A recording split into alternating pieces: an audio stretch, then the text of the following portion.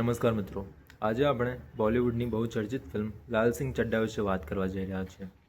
આ ફિલ્મ 1994ની Hollywood classic film Forrest ગમ્પની અધિકૃત હિન્દી રીમેક છે. ફિલ્મમાં મુખ્ય ભૂમિકામાં આમિર ખાન અને કરીના કપૂર છે. ફિલ્મનું નિર્દેશન અદ્વૈત ચંદન દ્વારા કરવામાં આવ્યું છે. કથાની વાત કરીએ તો લાલ સિંહ ચડ્ઢા એક સાદો અને નિર્દોષ દિલનો માણસ છે, જે જીવનને કોઈ ફરિયાદ વગર સ્વીકારે છે.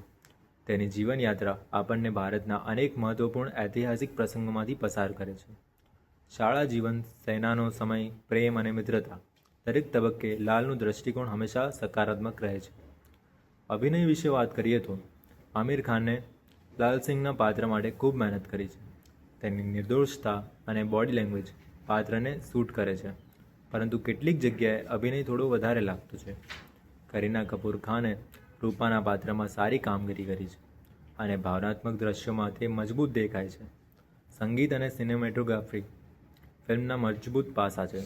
કહાની, ફિર ના એસી રાત આએગી જેવા ગીતે દિલને સ્પર્શે છે. દ્રશ્યો સુંદર અને ભારતના વિવિધ સમયગાળાને સારી રીતે રજૂ કરે છે. નકારાત્મક પાસાની વાત કરીએ તો ફિલ્મની ગતિ થોડી ધીમી છે અને જેમણે પહેલેથી ફોરેસ્ટ ગમ્પ જોઈ છે તેમના માટે કહાની અનુમાનપાત્ર બની જાય છે. સાથે સાથે દરેક જગ્યાએ ભાવનાત્મક જોડાણ મજબૂત લાગતું નથી. લાલ સિંહ ચડ્ઢા એક ભાવનાત્મક અને ફીલ ગુડ ફિલ્મ છે, જે નિર્દોષતા, આશા અને સરળ જીવનનો સંદેશ આપે છે. જો તમને ધીમી અને અર્થપૂર્ણ ફિલ્મો ગમે છે તો આ ફિલ્મ તમે એકવાર જરૂર જોઈ શકો છો.